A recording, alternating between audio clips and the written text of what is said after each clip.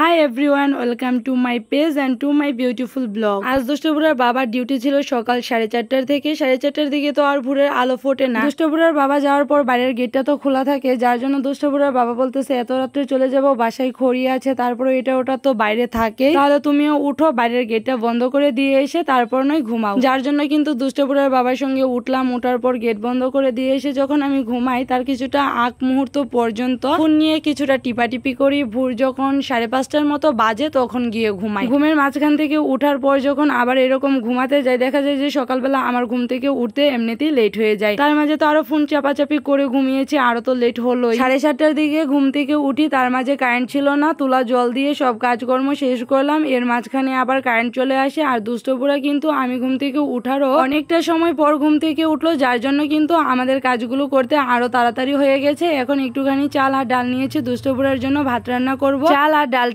এইবার একটুখানি জল দিয়ে ধুয়ে তারপর চৌকাতে উঠিয়ে দেব। ভাবতেছি চাল আর ডালের সঙ্গে একটুখানি পেঁপে আছে, সেইটাও সিদ্ধ দিয়ে দিব। জিনিসটা কি তার না দেখলেই না হচ্ছে, যার কারণে সে আমার হাত থেকে টেনে নিয়ে দেখতেছিল। তার মাঝে যে বিচিগুলো ছিল সেইগুলো নিচ্ছে, সে খেলা করবে বলে। ভাত বসাতে গিয়ে দেখি তো মা আবার ওর জন্য ডিম সিদ্ধ করে রেখে দিয়েছে। ভাবলাম যেইটুকুনি ডিম এখন খাওয়াতে পারি খাইয়ে নেব, আর বাকিটুকু ভাতের সঙ্গে করে নয় খেয়ে নিবে। এই যে তার বড় বাবা এসে বসে আছে, তার খাওয়া শেষ করার পর কিন্তু তার বড় বাবার সঙ্গে করে সে চলে গেল বড় বাবাদের বাসায়। আর ঘড়িতে এখন বাজে 9:10, এখনো স্নান করতে যাইনি নাই। তার মাঝে দেখো আবারও কারেন্ট চলে গেল। মাত্র 1 ঘন্টার মতো কারেন্ট এসে রইলো। ফ্যানটার যা অবস্থা, বাতাস তো একদমই শরীরে লাগে না, আর লাগবে কি করে? দেখো কি পরিমাণে ময়লা জমে আছে পাখার গায়ে। এত পরিষ্কার করে রাখার পরেও দেখা যায় যে এত পরিমাণে ময়লা। এখন একটা তেনা নিয়ে আসলাম ভিজিয়ে, সেইটা দিয়ে এইবার পাখাটাকে ভালো করে মুছে নেব। এইবার বলো তো দেখি, পাখাটা দেখতে কি নতুন মনে হচ্ছে না? এরকম নতুন কিছুদিন পরপরই করা হয়, তারপরও দেখা যায় কোথা থেকে এত ময়লা এসে বাসা করে। পাখার সাইড গুলোতে এরকম ভাবে ময়লায় জাপটে ধরাতে কিন্তু বাতাসটাও কম লাগতো, এখন আবার দেখা যাবে যে বাতাসটাও বেশি লাগছে আর বাতাসের হাওয়াটাও ঠান্ডা লাগছে। তারপর আবার দুষ্টপুরার পাখাটাকে একটুখানি মুছে নিলাম, আর সামনে যে একটা খাঁচা ছিল পাখার, সেইটা খুলে দিয়েছি, কারণ কিছুদিন পর পরই ময়লায় একদম জাম বেঁধে যায় আর বাতাসটাও বেশি পরিমাণে লাগে না। আটি বস্তায় এই সমস্ত